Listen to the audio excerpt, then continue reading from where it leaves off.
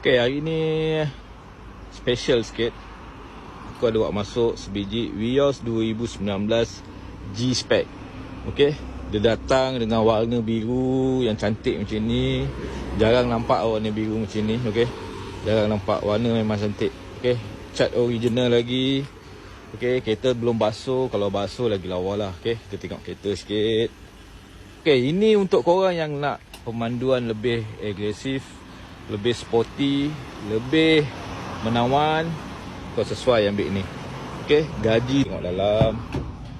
Okay, untuk G dia datang dengan full leather macam ni. Okay, dalam cantik. Okay, ni bahagian depan dia.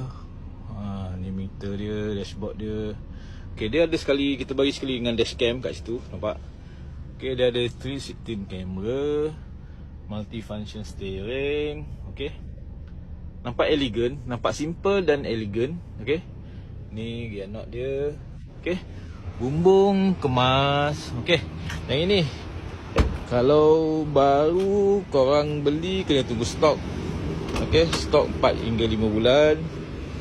Yang ini tak payah 4 bulan 5 bulan. Yang ni lulus terus ambil kereta. Okay, yang ni nak boleh datang test drive dulu. Okay.